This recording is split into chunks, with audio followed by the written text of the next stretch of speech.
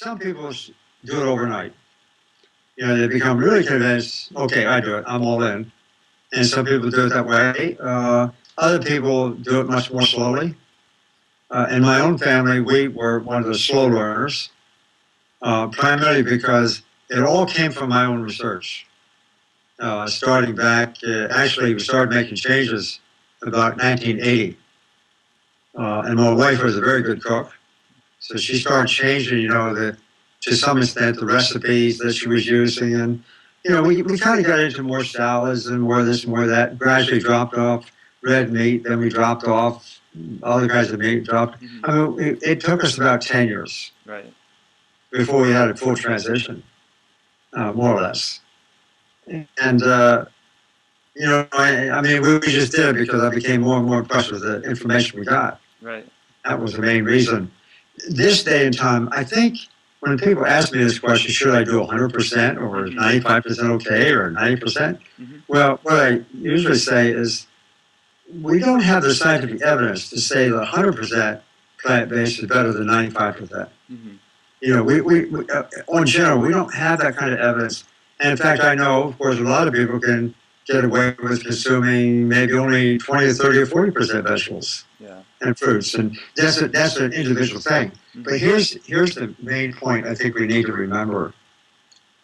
And that is, I like to say 100%, Right.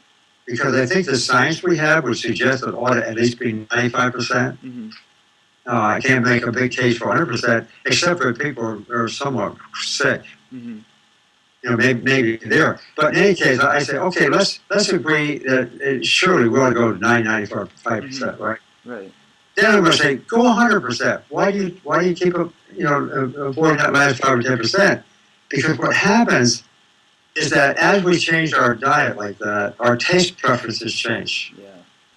That's a very important point. Most people don't know this, but we are addicted as a society to high fat intake and high sugar intake. It actually is a physiological addiction. It goes on. So what we want to do, and if you want to make a change, let's go the whole way. Let's let our bodies make that change. Because after we become accustomed to these new tastes, then we actually prefer them. We don't want to go back. It's that simple. It's sort of like being addicted to caffeine or Coke or something like that. I mean, it's going to take a while to get off of it. Right. We all know that. And so it's the same with fat.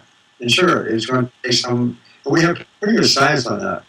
So I'm saying go the whole way, because if I'm telling somebody to quit smoking cigarettes, I'm not going to say to them, oh, you can have 2 or 3 cigarettes a day, that's okay. I'm not going to say that, Yeah. because we all know that when people do that, they still retain the habit Right. and the addiction, and they won't go further. So I say, let's go 100%, and then you really begin to enjoy the whole thing.